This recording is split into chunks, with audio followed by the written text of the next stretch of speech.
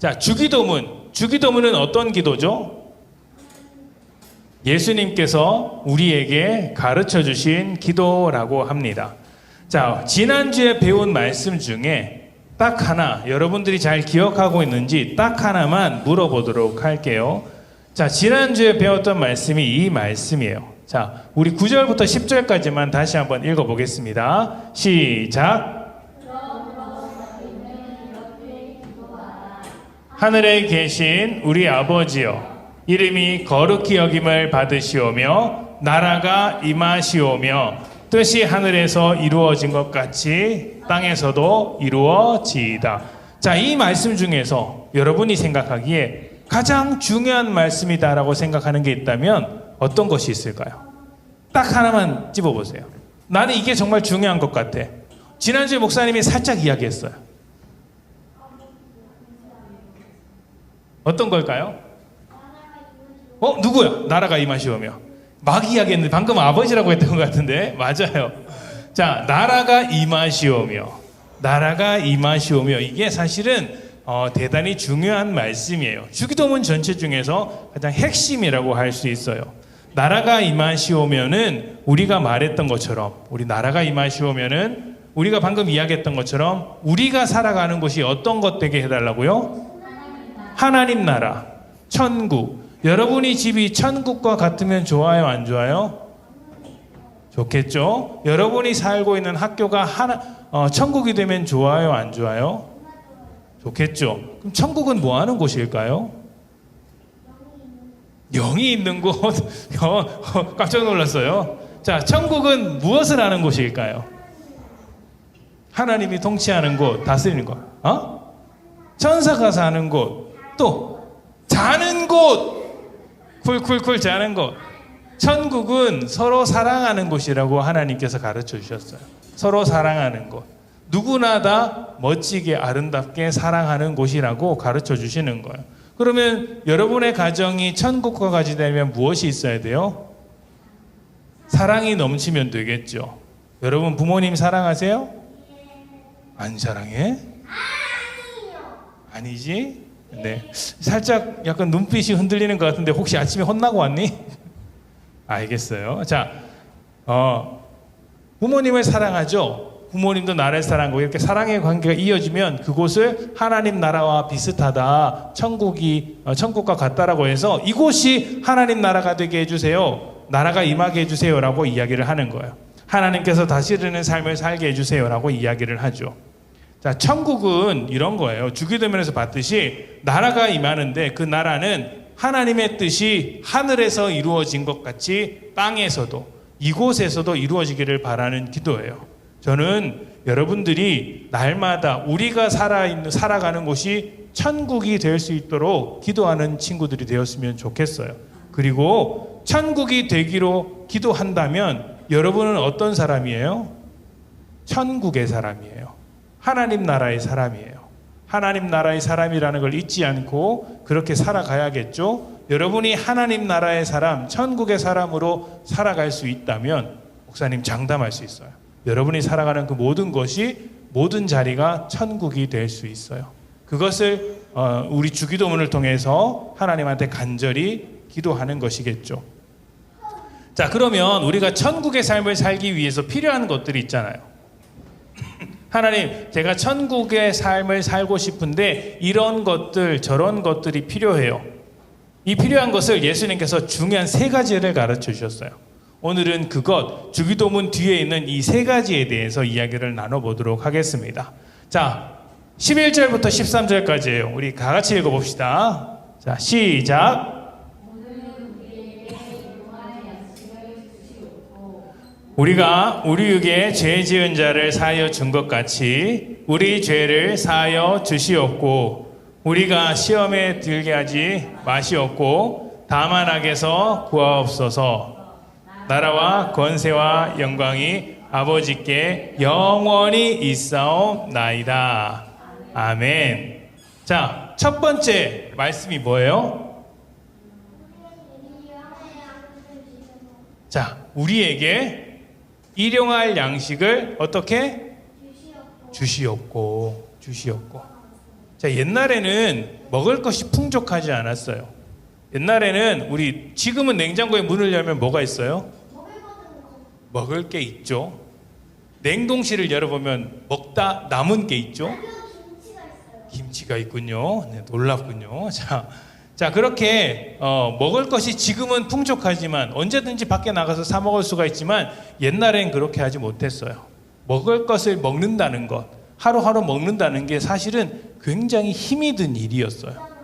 굉장히 힘이 든 일이었어요. 그래서 이렇게 기도하는 거예요. 우리에게 일용할 양식을 주세요. 자, 그런데 여러분, 일용할 양식이 어떤 음식일까요? 일용할 양식. 일용할 양식 맞춰봅시다. 일용할 양식.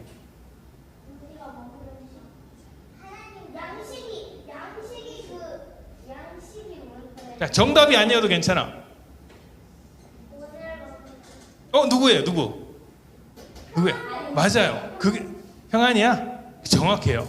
오늘 먹을 양식. 오늘 필요한 만큼의 음식이에요.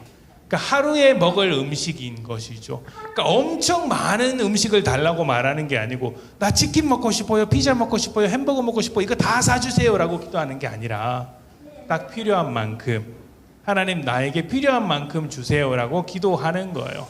이것은 음식을 먹지 못하는 사람에게 굉장히 필요한 기도겠죠. 우리가 어려운 일이 있을 때, 뭔가 도움이 필요할 때 주님께서 말씀하시는 거예요. 너희에게 필요한 은혜는 내가 준비하고 있다. 그러니 나에게 기도해라. 일용할 양식을 달라고 기도해라 라는 거예요. 그래서 필요한 것이 있을 때, 도움이 필요할 때 하나님께 먼저 기도하라고 이야기하는 거예요. 저는요, 예수님이 있는 사람들이 기도하지 않는 것을 보면 좀 안타까워요. 아니, 나는 분명히 어렵다, 힘들다라고 이야기하는데 고민이 있는데 왜 기도하지 않을까요? 자, 그런데 기억해야 하는 게 하나 있어요. 우리는 욕심을 내는 것과 필요한 것이 다르다는 것을 알아야 해요. 여러분, 하루에 밥을 얼마나 먹어요? 자, 한 끼 먹을 때 밥을 얼마나 먹어요? 밥을 2공기 먹나요? 한 그릇 먹죠? 그런데 그 밥이 너무 맛있어요.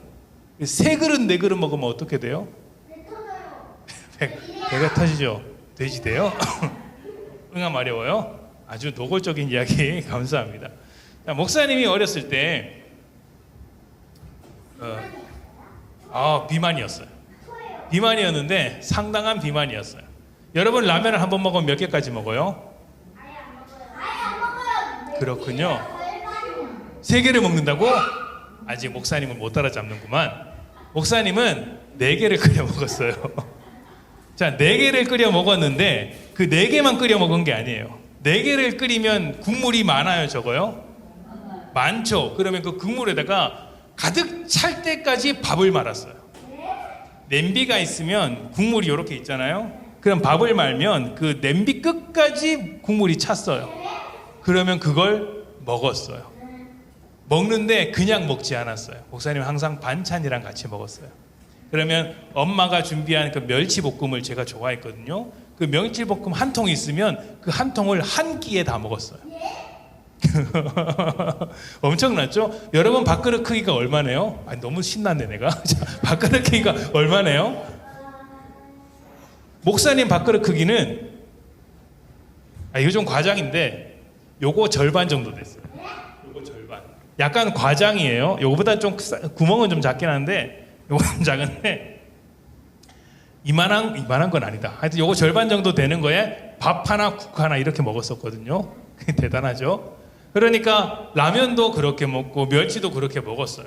애가 터졌겠어요? 안 터졌겠어요? 그때 돼지 될 뻔했지.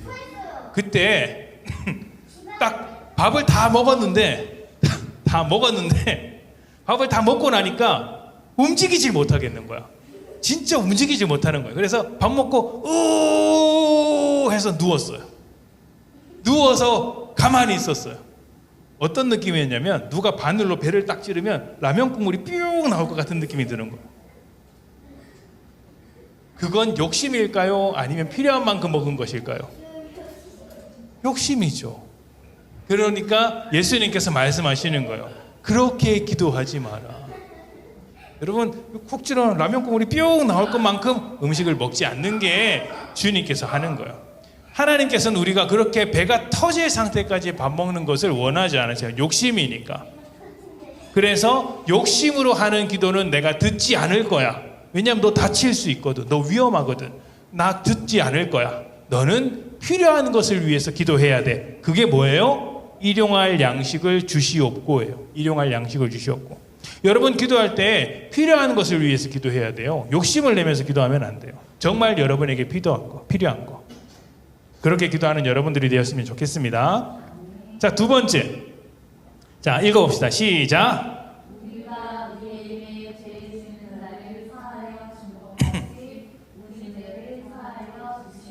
우리가 우리에게 죄 지은 자를 사하여 준 것 같이 우리 죄를 사하여 주시옵고. 자, 사람은 누구나 실수할 수 있어요, 없어요?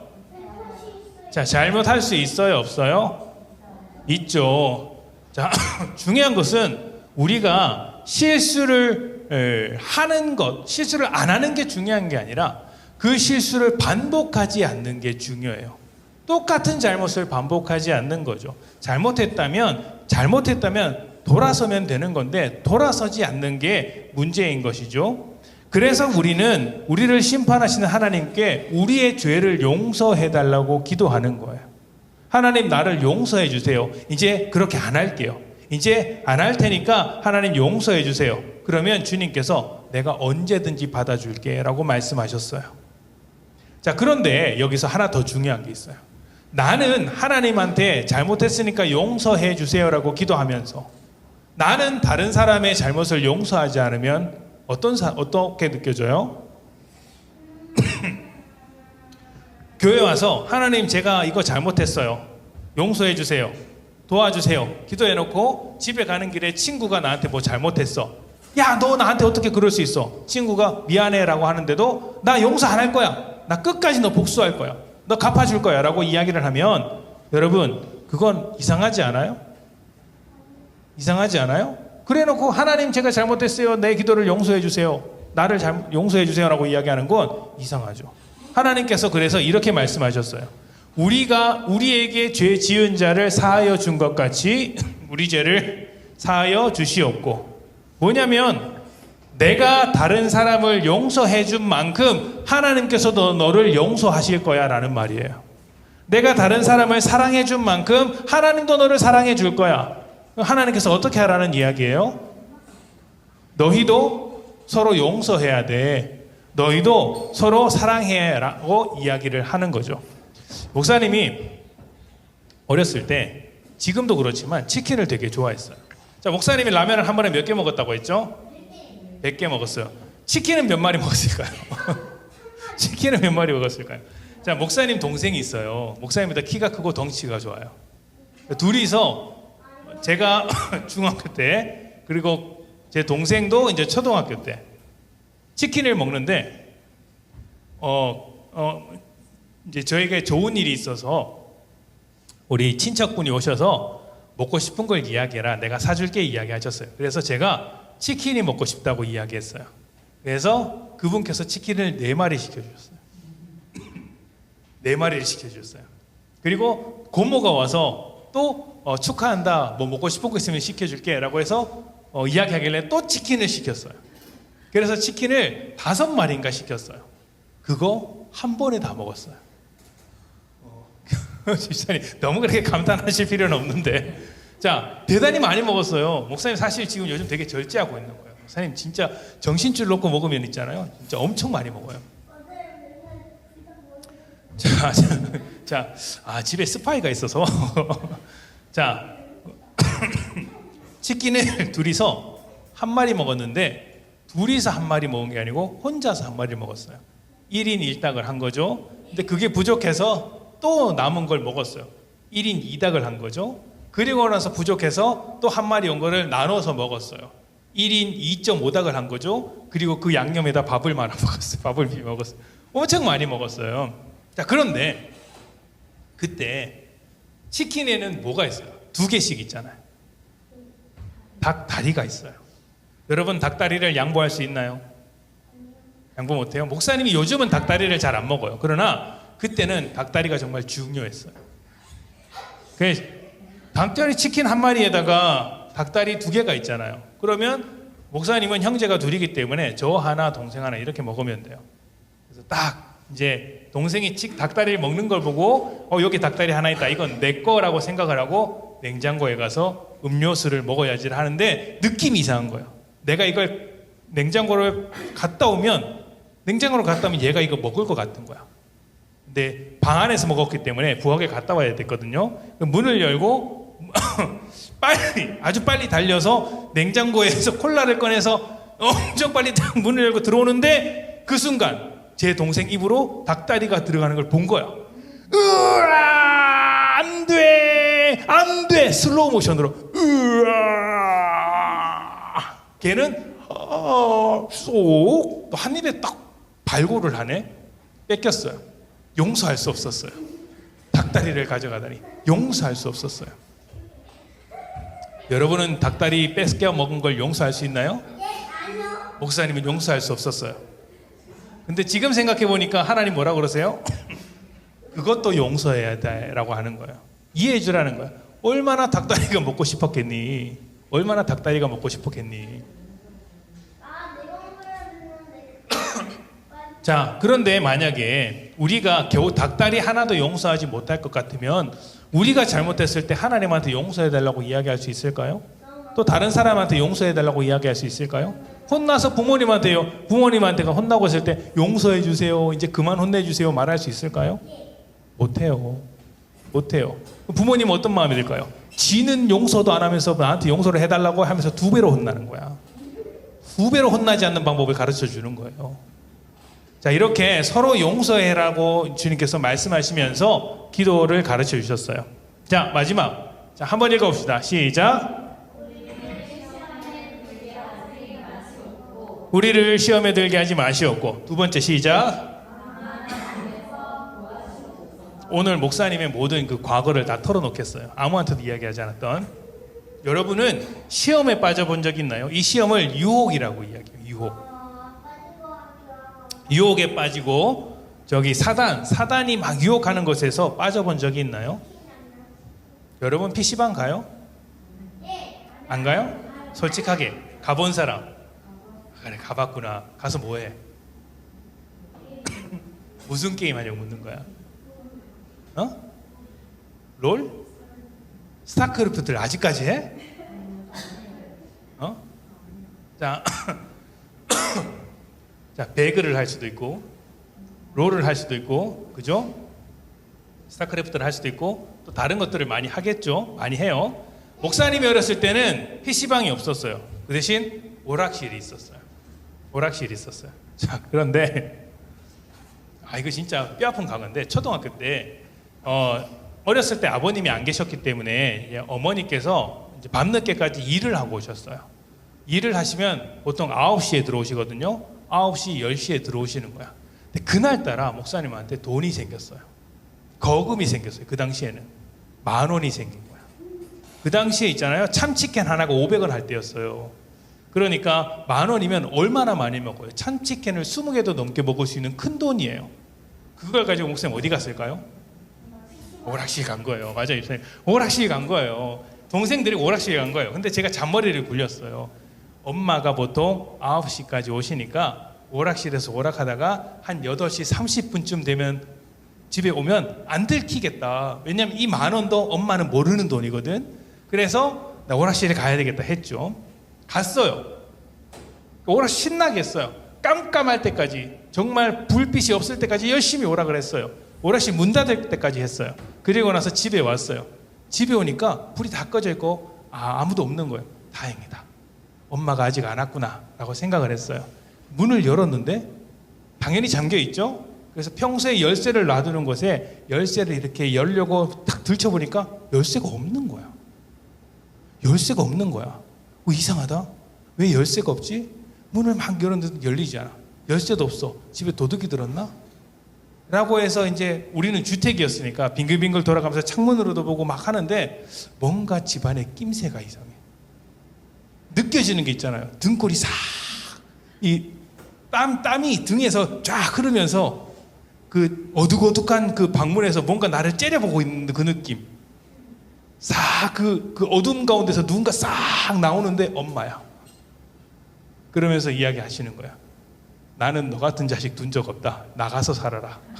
이야기를 하니 깜짝 놀랐어요. 나는 9시에 올 줄 알았는데 8시 오셨대요. 나중에 알아보니까 1시간 일찍 오신 거예요. 하필이면 그날. 그래서 목사님은 그때 동생이랑 밖에서 온갖 생각을 다 했어요. 내가 왜 그랬을까? 내가 왜 오락실에 갔을까? 내가 왜 그런 잘못을 했을까? 그렇게 막 생각을 했어요. 반성을 한 거죠. 그때 든 생각이 뭐였냐면 이거 나한테 유혹이었구나. 돈 생긴 게 유혹이었구나. 그 오락실 안 갔으면 되는데 가더라도 그래 갈 수 있지. 정말 심심해서 갈 수 있지. 그러면 약속한 시간 안에 오면 되는데 더 하고 싶어서 그 유혹을 못 이겨서 이렇게 했구나라는 생각이 들었어요. 그런데 주님께서 어떻게 기도하라고 하셨어요? 우리가 유혹당할 때 나쁜 일을 하고자 싶은 유혹은 항상 찾아오거든요. 그 유혹에서부터 우리를 구해달라고 예수님께 기도하는 거예요. 우리가 선택할 수 있잖아요. 좋은 일, 또 더 잘하는 일을 선택할 수 있는데 나쁜 일, 악한 일 이런 것들을 선택할 수도 있어요. 이 중에서 뭘 선택하게 도와달라고요? 더 좋은 일, 더 잘하는 일을 할 수 있도록 기도하는 것이 주님께서 가르쳐 주신 기도예요. 그래서 우리에게 일용할 양식을 주시옵고 우리가 우리에게 죄 지은 자를 사하여 준 것 같이 우리의 죄를 사하여 주시옵고 그리고 우리를 시험에 들게 하지 마시옵고 다만 악에서 구하시옵소서 이렇게 기도하는 거죠. 여기서 딱 한 가지 더 이야기할 게 있어요. 중요한 거예요. 자, 이 말씀이 우리 쫙 나왔는데 이 주기도문 말씀 중에서 공통된 말이 가장 자주 나오는 말이 하나 있어요. 가장 자주 나오는 말 그게 뭘까요? 주시옵소서.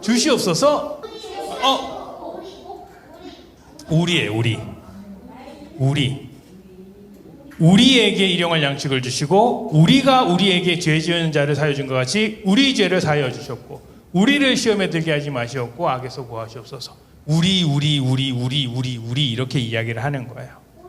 자, 주기도문은 우리가 함께 살아가기 위해서 가르쳐 주신 기도예요. 나 혼자 잘 살아야지가 아니고 우리가 함께 잘 살라고 가르쳐 주신 기도예요. 그렇다면 어떻게 기도해야 돼요? 우리의 기도는 나 혼자 잘 살기만 위해서 기도하는 건 잘못된 기도예요. 여러분이 기도할 때 항상 우리를 생각하면서 가족을 생각하면서 친구를 생각하면서 교회를 생각하면서 나의 기도를 하기 전에 다른 사람을 위해서 먼저 기도하는 습관을 가지면 우리를 위한 기도를 할 수 있을 거예요. 자, 여러분은 누구를 위해서 기도하고 싶어요? 여러분이 기도하고 싶은 사람들이 많이 있을 거예요. 친구일 수도 있고 가족일 수도 있고 교회일 수도 있고 이웃일 수도 있어요. 많은 사람들이 여러분의 기도를 기다리고 있다는 것을 잊지 않았으면 좋겠어요. 여러분의 기도를 통해 또 많은 사람들이 하나님을 만나게 될 것입니다. 자, 주기도문을 기억하면서 매일매일 기도하는 늘사랑교회 친구들이 되기를 축복합니다.